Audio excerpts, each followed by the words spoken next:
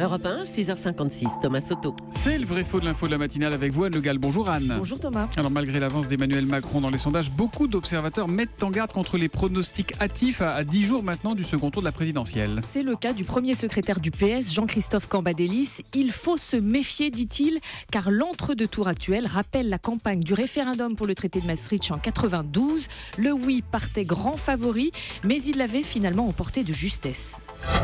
Je pense que Marine Le Pen peut être battue, évidemment, elle doit être battue, mais j'ai en tête le 60-40 du traité de Maastricht, au début de la campagne. Alors, pour Jean-Christophe Cambadélis, la campagne de Maastricht a démarré avec le même rapport de force que celui qu'on retrouve aujourd'hui pour le second tour de la présidentielle. C'est vrai ou c'est faux, ça, Anne ? Alors c'est vrai sur les chiffres d'abord, car en juin 92, au début de la campagne pour ce traité qui a notamment donné naissance à l'euro 7 ans plus tard, il y avait bien 60% d'intention de vote pour le oui, 40% pour le non, comme il y en a aujourd'hui, autour de 40% pour Marine Le Pen et autour de 60% pour Emmanuel Macron. On a eu hier 2 sondages à 61, un autre à 59.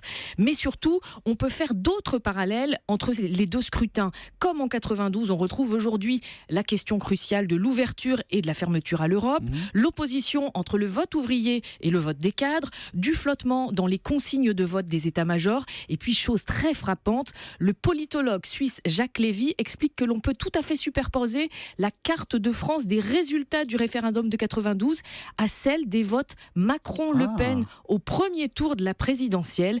Ceux qui votent oui votent Macron et ceux qui votent non votent Le Pen. Exactement, et on retrouve la même carte de France avec la France des grandes villes d'un côté, la France rurale et périurbaine de l'autre. Il y a donc bien les dynamiques comparables dans l'opinion. Même 25 ans plus tard, Jean-Christophe Cambadélis dit vrai. Mais on peut pousser le parallèle jusque-là, comparer comme ça 92 Maastricht et 2017 la présidentielle ? Eh bien, la grande différence, c'est que c'est pas le même timing. La campagne pour le référendum avait duré 3 mois et demi et les écarts s'étaient resserrés dans le dernier mois.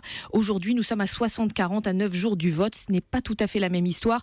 Et en même temps, personne n'exclut l'effritement du vote Macron. Vraiment, aucun scénario n'est écrit d'avance. Merci beaucoup Anne Le Gall, le vrai faux de l'info de la matinale.